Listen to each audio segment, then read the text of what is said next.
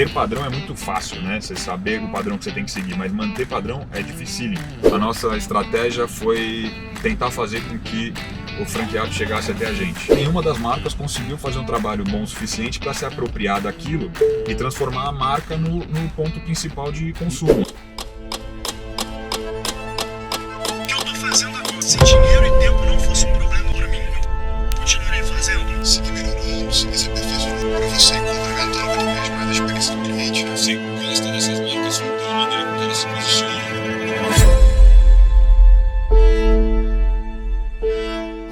Fala, Jorge.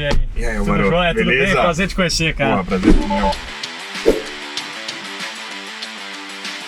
Como é que você foi parar no açaí, Jorge? Eu acho que o açaí que veio parar em mim, né? Não foi, eu não estava procurando o açaí, eu não estava procurando alimentação. Morei um tempão nos Estados Unidos, depois que eu me formei em Direito aqui. E aí fui para Miami, comprei um terreno junto com um amigo lá, a gente queria construir, fazer umas townhouses lá em Miami, numa região que estava começando a aparecer mais lá, que chama Wynwood, né? Que é o bairro das artes e tal. E aí, isso era 2013 para 2014, compramos esse terreno, comprei apartamento.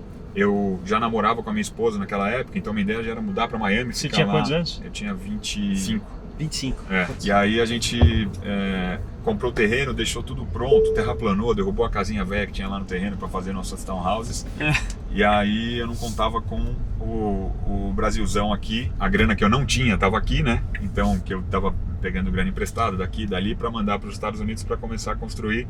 E quando a Dilma foi reeleita aqui, o dólar deu aquela primeira estourada, né? Passando de 4 pau. Algo que hoje a gente acharia muito bom, acharia né? bom, é verdade. Mas que na época era difícil de imaginar. E meu hedge estava feito até os 2,50 ali, vai. Então o negócio, antes de começar na prática, foi por água abaixo. Eu vendi o terreno junto com meu amigo, vendi o apartamento, voltei para cá e falei, bom, agora eu tô prestes a casar com a minha mulher. Duro, porque né, não tinha, paguei quem eu devia, tá? Não tinha muito para onde correr. Preciso achar o que fazer. E fui para Califórnia, que é um lugar que eu sempre gostei muito. Geralmente o que está acontecendo lá vai acontecer nos Estados Unidos e no resto do mundo nos próximos anos, né? E esse tempo, esse lead time até acontecer na Califórnia e depois no resto, cada vez ele está mais curto por conta da velocidade da internet, etc, né? Sem dúvida. E aí, na hora que eu cheguei lá, eu vi que tinha gente começando a procurar açaí e os lugares que vendiam açaí, um açaí bem mais ou menos assim, o cara pegava um pedacinho de polpa de açaí, batia com suco de maçã ou batia com leite de amêndoa tal, só para entregar o que a pessoa queria, que era o benefício nutritivo da fruta. Vai? Perfeito. Eu falei, bom, a galera tá procurando açaí, né? O americano tá acostumado com o padrão, o branding, a capilaridade das operações de fast food que tá todo mundo acostumado a ver, né, a cada esquina nos Estados Unidos. Eu tinha a vantagem de ter sido nascido e criado no Brasil e saber que açaí podia ser padronizado, né? E aqui era um negócio tratado quase que como um sabor de sorvete, né, naquela época. E eu falei, cara, se eu conseguir envelopar isso da maneira certa, né, com branding, com padrão, com rapidez, mas entregar uma experiência saudável e que atenda essa demanda do americano do fast food, né? Você que já tá tinha essa acostumado. consciência antes de montar o primeiro? Já, a importância do branding isso, e tudo? era isso que eu queria. Assim. Putz, que animal. Branding foi e ainda é a veia principal da não tenho Oak dúvida. E vai continuar sendo. Assim. É uma briga, às vezes, até para conseguir explicar isso para as pessoas, para stakeholders mesmo, né? Porque às vezes faz mais sentido falar, pô, mas a gente precisa fazer uma promoção tal para vender, porque tem a pandemia e eu tô pensando sempre em algo maior, né? No intangível mais importante, que é a marca em si. Perfeito. E que é o único valor que a gente consegue ter certeza de que ninguém vai roubar da gente, ninguém vai copiar. Depois que a gente começou com a Oak, abriram trocentas mil operações muito parecidas com a nossa, mas a gente consegue continuar crescendo e permanecer como top of mind do que a gente está fazendo, porque a gente força muito na marca e nessa relação aspiracional. Eu não consigo pensar na segunda. Você está falando, eu estou tentando falar na segunda. Eu não consigo pensar na segunda marca. Várias pequenas por aí.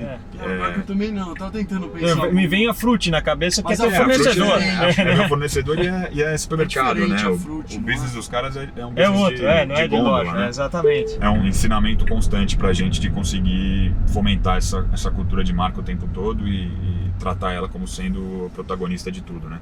O açaí, as lojas, isso tudo é secundário e a marca é o que está no meio, tudo orbita em torno dela, toda tomada de decisão é pensando na marca, é pensando na relação da marca com o consumidor, é pensando no senso de comunidade, de pertencimento, que a gente não tem LTV mais efetivo que esse, né? Então você quer a discussão do CAC com o lifetime value, né? do teu cliente, por quanto você custa para trazer seu cliente. A hora que teu cliente é fã da tua marca e entende que aquilo faz parte da cultura dele, do dia dele, de alguma forma, esse cara vai ser teu cliente para sempre, e esse cara vai trazer outras pessoas para esse mesmo movimento, né? Para esse mesmo sentimento. Então, eu sou prova disso, e meu filho mais novo muito mais do que eu, que se deixar o bicho toma todo dia. Aqui na tua loja, dentro do Pinheiros, eu passo bastante o meu cartão. Cara, no Pinheirão arrebenta, impressionante. O pessoal toma Oak com força no Clube Pinheiros.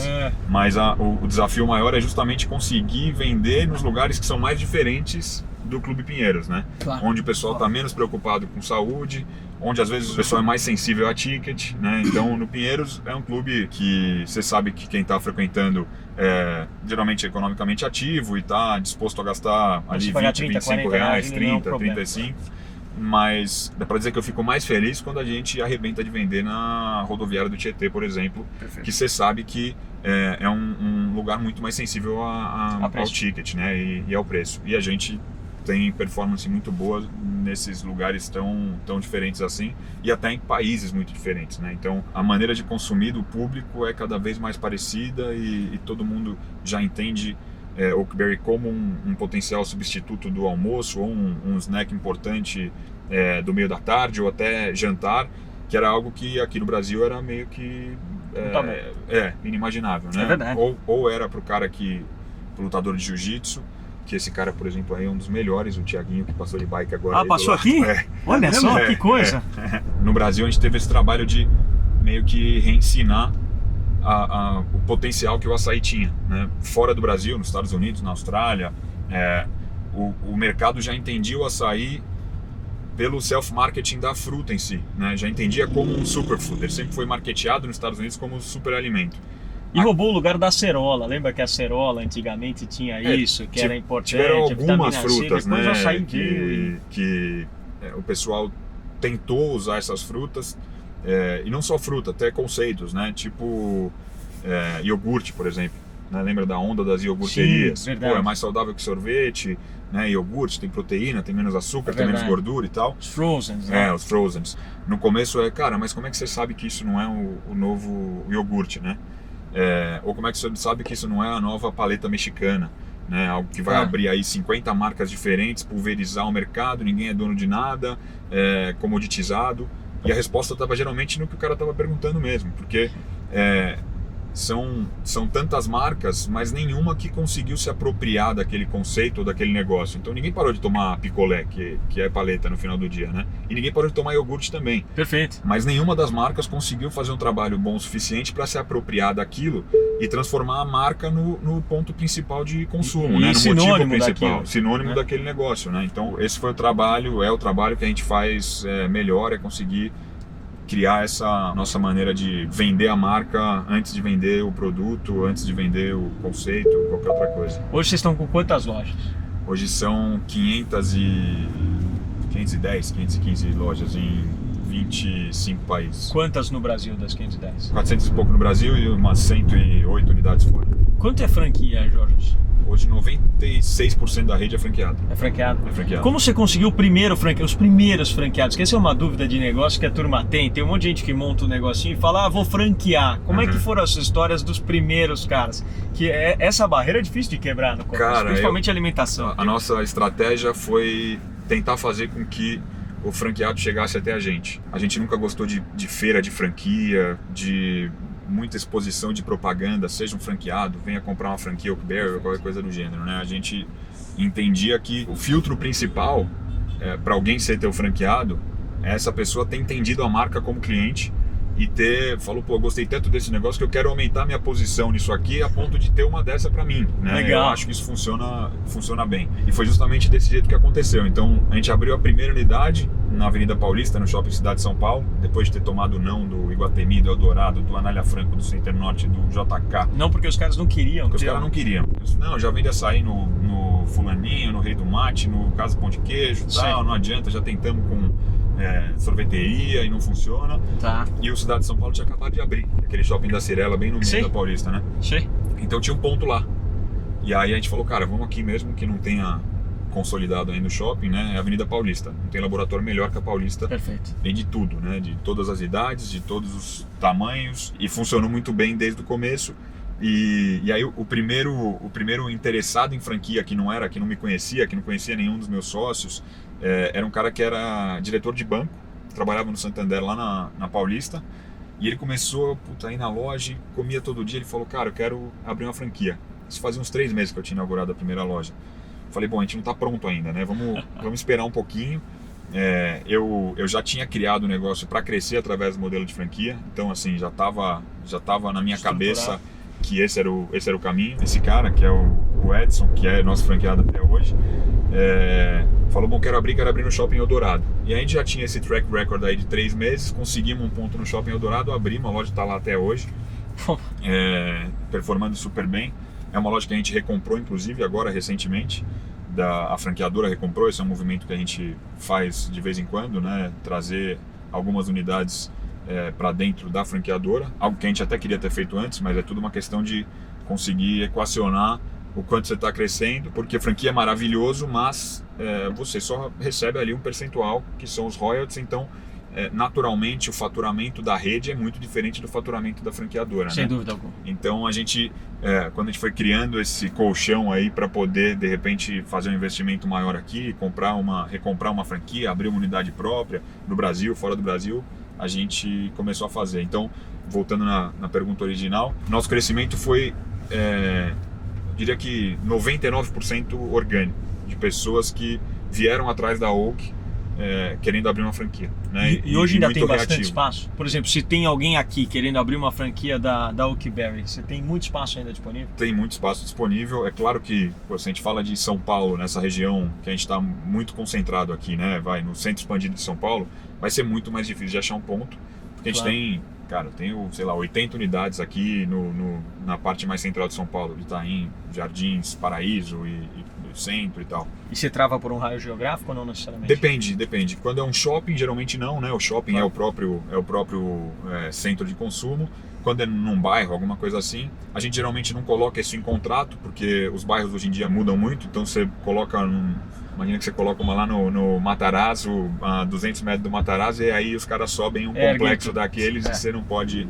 Então, muito mais no feeling e na discussão pontual ali do raio de atuação de cada loja do que algo contratual. Acho que funciona melhor desse jeito. Eu me lembro da história do Starbucks. Eles definiram um raio e depois foram colocando no meio do raio que tinham definido e achava que ia canibalizar. Quanto mais eles punham loja em Manhattan, por exemplo, mais vendia, porque o brand awareness ficava gigante. É isso. E isso é algo que é muito difícil de fazer as pessoas entenderem, mas é justamente dessa maneira que funciona, né? Se a gente pegar, é claro que tirando os últimos 2 anos aí, porque naturalmente o faturamento nas lojas caiu, né, físico, mas quanto mais o público conhece a marca, né, e naturalmente com mais capilaridade ele conhece mais a marca, mais ele consome e menos ele faz a relação de aonde ele vai consumir, se é nessa loja ou naquela. Ele quer tomar Oakberry, ele vai tomar Oakberry, vai parar na primeira e sabe que vai ter a mesma experiência, do mesmo jeito, pelo mesmo preço, com os mesmos toppings, e tirar a mesma foto, do mesmo jeito, do mesmo copo, para postar no stories do Instagram. Teu franqueado que mais tem loja hoje tem quantas? Hoje, acho que ele tem 11. 11? O franqueado que tem mais loja. Você teve algum caso de virar bandeira? Do cara sair e virar para uma outra marca? Não tem, né? Porque você... Não. Você nem tem outra marca para virar, não sei que o cara... às vezes o cara cria a marca dele, Giafone né? Açaí, né? Alguma coisa assim. Às vezes o cara cria a marca dele e tal, mas acho que justamente, mesmo num momento tão difícil quanto os últimos 2 anos, né? Que a gente tem que, de alguma forma, ajudar o franqueado e explicar para o franqueado que a gente pode ajudar até um certo ponto, mas o mercado tem que voltar, né, a funcionar de uma maneira mais próxima do que a gente está acostumado. Eu acho que justamente essa maneira de filtrar e de vender as franquias de forma mais reativa faz com que o franqueado não tenha esse ímpeto de vou virar bandeira, vou fazer a minha própria marca, porque ele entendeu que a marca tem valor de alguma forma. É claro que a gente tem que ficar sempre relembrando ele disso, né? E falando, cara, a gente está aqui trabalhando para manter a marca forte, para consolidar mais, para trazer mais público, mas eu não acho que é um problema que a gente teve, nem acho que é um problema que a gente vai ter de virada de bandeira. O quanto a barriga no balcão do franqueado é importante para o sucesso da tua franquia? Parece meio clichê, né? Mas é isso, assim, não tem muito como crescer. E aí não dá para dizer que é o franqueado, mas o encarregado pela unidade, ele tem que estar presente, porque manter padrão, ter padrão é muito fácil, né? Você saber o padrão que você tem que seguir, mas manter padrão é dificílimo. Você precisa estar muito próximo, porque o público está esperando exatamente a mesma experiência todas as vezes, em todas as lojas, e faz toda a diferença ter o franqueado ali na ponta, ou o encarregado, o gerente dele, né, daquela unidade. É claro que um franqueado que tem 11 unidades, 12, esse cara não vai conseguir ficar o tempo todo em todas as lojas, né? Mas ele precisa ter um time que está ali em loco, trabalhando, gastando tempo. Não dá para achar que vai abrir e gastar 1 hora por semana ali para fazer os pagamentos e os pedidos e vai estar resolvido, né? Além do que, faz muita diferença para o cliente entender que o dono do negócio está ali próximo. Faz mesmo. Jorge, é mais difícil internacionalizar o que você já tem ou criar outros produtos usando da marca Oakberry, que é sinônimo de açaí, pelo menos para a cabeça da grande maioria das pessoas? Boa pergunta. Eu acho que internacionalizar pra gente, eu não sem falsa modéstia e nem demagogia, mas foi muito fácil pra gente internacionalizar, porque, como eu contei, eu criei o negócio nos Estados Unidos, desenhei o modelo todo de negócio lá, tentei começar lá e não consegui começar lá porque ninguém abraçou a ideia. Tá. E comecei aqui na Avenida Paulista. Então eu meio que internacionalizei dos Estados Unidos para o Brasil antes de ter aberto a primeira unidade. Tá certo. Na minha cabeça o negócio já era um puta negócio, entendeu? E foi meio que um movimento que fez parte dos primeiros alicerces da Oak. E na hora que a gente decidiu ir para outros países, ir para a Austrália, ir para os Estados Unidos, ir para os Emirados e por aí vai, foi simples porque a gente estava preparado e padronizado o suficiente para conseguir entregar não só para o consumidor essa experiência, mas para o nosso master franqueado, para o nosso franqueado local, toda a capacidade para colocar aquele negócio de pé e gerir aquele negócio da maneira mais prática possível. Então, internacionalizar, eu acho que é um dos nossos pontos de maior vantagem aí, a nossa capacidade de internacionalização, né? E você tem gente boa, time bom em cada lugar, né? Isso, o Xerto mesmo toca a tua operação... De Portugal. Exato. E dá um puta sucesso em Portugal. A gente está com 15 unidades em Portugal. Cacete. Portugal é um mercado complexo, um mercado pequeno, um mercado muito sensível a ticket. E o Ricardo tá dando aula lá, 15 lojas, tem mais, assinei um contrato de franquia para Portugal anteontem, tem mais umas 4 ou 5 pelo menos aí no pipeline de implantação já rodando. E o que é mais legal é que as operações, justamente, o movimento de quanto mais você abre, mais as unidades vendem, né? Então esse é também um dos motivos que a gente consegue crescer e crescer bem de maneira importante nos mercados mais diversos aí. E quando eu digo diverso é tipo a Arábia Saudita, que era um mercado ultra fechado, a gente chegou, ninguém nunca tinha visto açaí, não sabia o que era. Hoje eles têm certeza que a tradução de açaí para o inglês é Oakberry, porque... é igual frango, sabia que sádia, na Arábia Saudita, você pedir um sádia, que é a sadia, é um frango, é sinônimo de frango, é igual Gillette, é igual você entrar e pedir uma Gillette, o cara te dá uma lâmina de barbear. E legal saber que o Oakberry virou sinônimo de açaí, pô. É muito legal. E é legal, pô, a gente vai para lá e aí você vê fila de mulheres de burca pra pegar um açaí. Pra pegar um Oak. Putz, e não é porque o público é fitness, não, simplesmente entendeu o conceito do negócio, gostou, achou legal, achou saboroso, gostou da marca e funcionou, né? Então, dos mercados mais abertos até os mais complexos, como a Arábia Saudita, a gente tá com uma performance boa, não só pro cliente, mas na última linha também do PNL do franqueado, né? Não, e o cara que gosta de açaí, tem gente que não gosta, óbvio, né? É um produto clássico, bem polarizado, né? Mas o cara que gosta de açaí, ele tem desejo de açaí, cara, à tarde, né? Você fala, putz, você tá ali no lugar e fala, cara, eu quero tomar um açaí, você não quer um oak que você pede. Isso também, a gente também sentiu que mudou, né? O cara passou a ter desejo de tomar um oak. E não um açaí, né? Claro. Então, todos os gama de ingredientes que você pode pôr. Como é que foi pra você, assim, é o que você estava falando antes, a marca da Oakberry é muito forte. E eu concordo, eu acho a marca incrível, eu gosto muito da Oakberry. E como é que foi todo esse processo para você de criação de marca e de fortalecimento de marca? Eu sempre gostei muito, sempre fui muito observador e sempre gostei muito de marca. Sempre li muito, sempre ouvi muito, sempre pesquisei muito. Então é um negócio que eu sempre gostei, que sempre teve assim no meu meio que atrás da cabeça, né? Ali no back of the mind, você tá considerando o que está acontecendo e tal, meio que sem prestar atenção, mas você consegue entender o que essas marcas que você admira têm em comum. Porra, a gente é o maior laboratório disso porque a gente sabe as marcas que a gente gosta, as marcas que a gente se relaciona, só que a gente não para muito para pensar no porquê.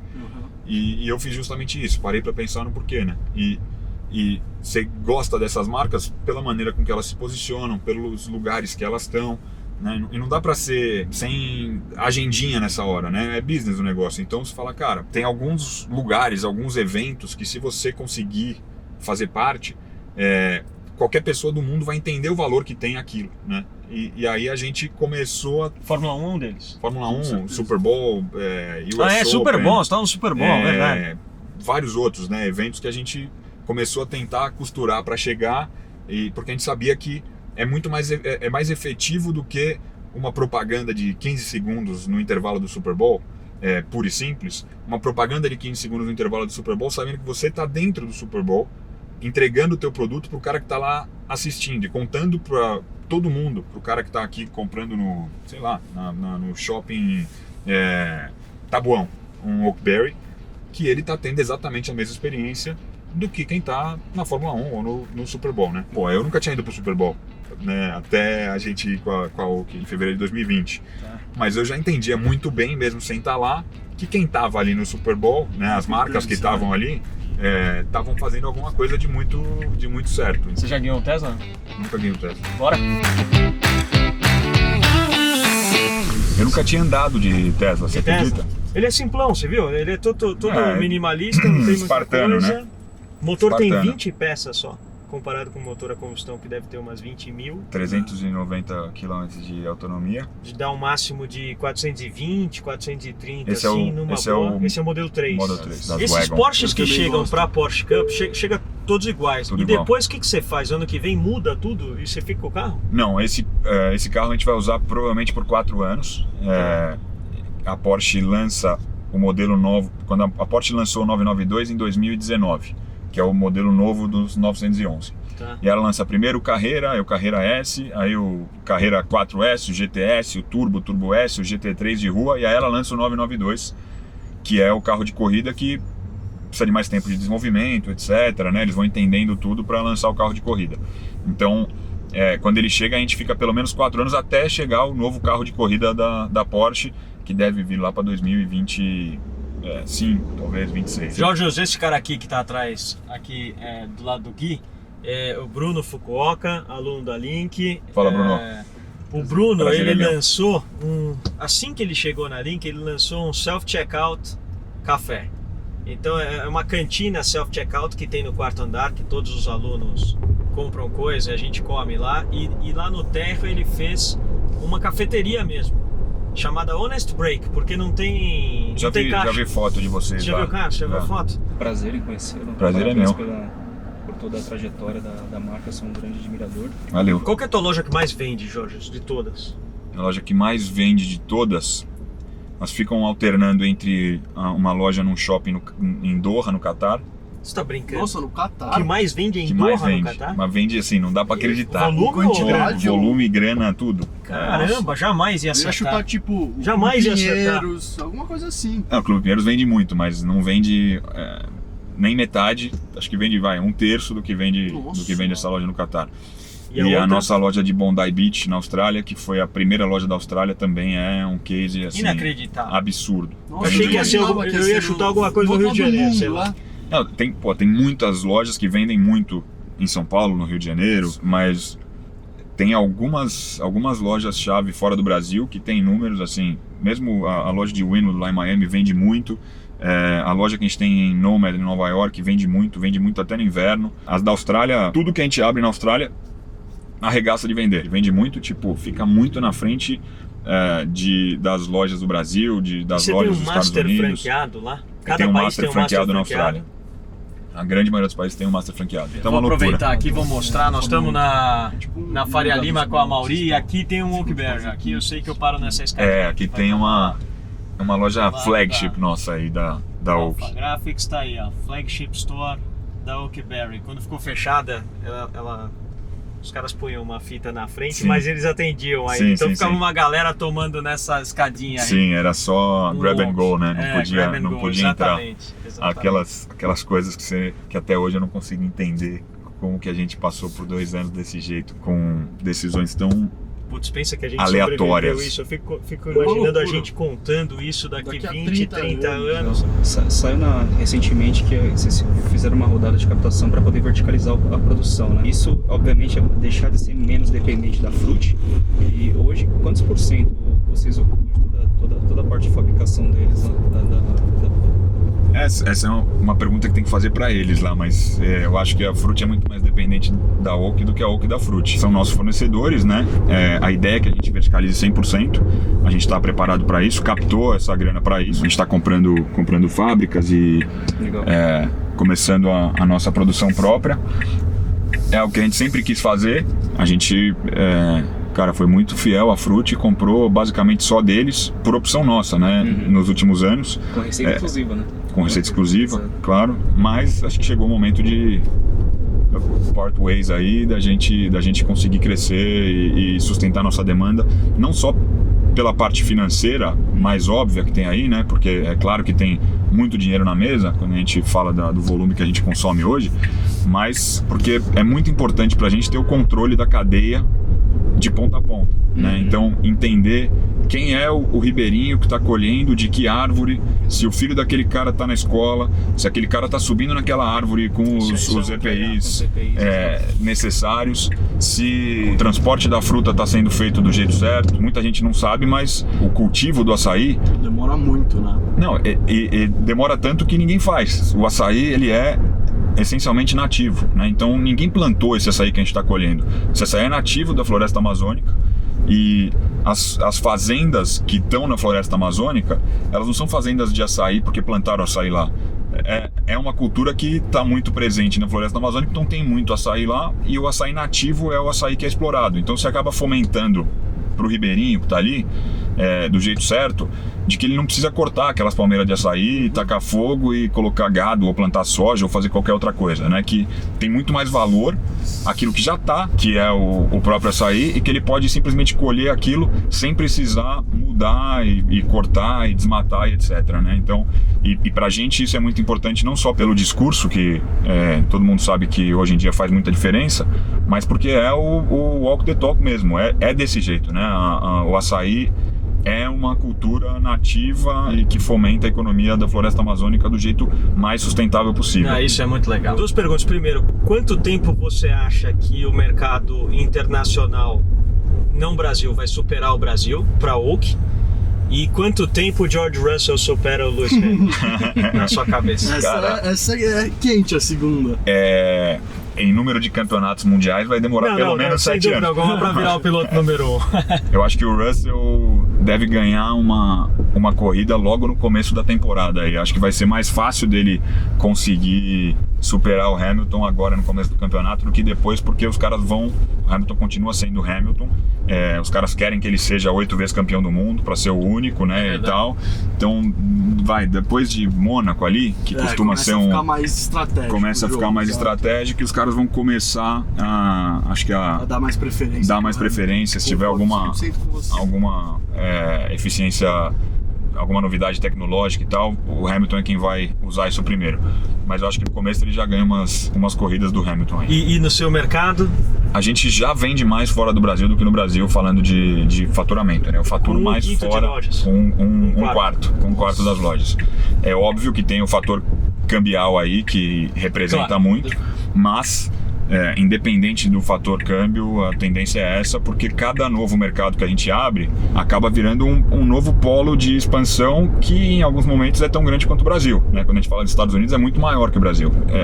México, que a gente inaugurou a primeira loja agora, faz uma semana, é um mercado que tem potencial do tamanho do mercado brasileiro, né? Ano passado a Oak faturou 250 milhões de reais, a gente já faturou mais fora do Brasil do que no Brasil. Jorge Osório, fantástica história, acho que bate-papo descontraído que foi, muito bacana a história da Oakberry, acho que está no início de uma linda expansão, a gente olha para trás, já vê o quanto caminhou, mas o para frente eu acho que está reservado um futuro gigante, que orgulho ter uma empresa, eu vou puxar a sardinha, eu vou falar que ela nasceu aqui no Brasil mesmo, nasceu nascer lá fora, ter uma empresa brasileira ganhando o mundo assim, são poucas que a gente vê, e você tem sido um exemplo aí de desbravador, de inovador e trazer uma marca que toca tanto os nossos corações. Eu, pelo menos como cliente, eu falo que eu não sou cliente da Oakberry, eu sou fã mesmo, porque é uma palavra boa, não para mim, mas muitos aí que acompanham e são apaixonados pela marca. Obrigado pelo teu tempo de sair 1 hora aí na hora do teu almoço para compartilhar tudo isso com a gente. É isso, eu adorei. Primeira vez guiando um Teslinha aqui, acho que foi... Tá valendo, né? Tá, então você me liga e pega no fim de semana se você quiser, de verdade. A gente troca. Se quiser. A gente troca, fechado. Eu te deixo com a Range Rover que tem 600 cavalos, vou ver o barulho que faz. Vai estranhar. E, velho, obrigado. Adorei o papo, adorei o rolê. Falar de Oak de carro, pra mim, não tem nada mais legal. Então, quando vocês não tiverem ninguém pra convidar, vocês só me ligam que eu saio desse aqui. E tamo Senhoras e senhores, alinhado. esse foi mais um Link on the Road. Jorge Frangulis com a Valeu, gente, pessoal. a história da Oakberry. Valeu, tô desligando aqui pra gente voltar pra Link e entregar o Jorge aqui, Desliga pra essa aqui voltar pra também. trabalhar. Vamos.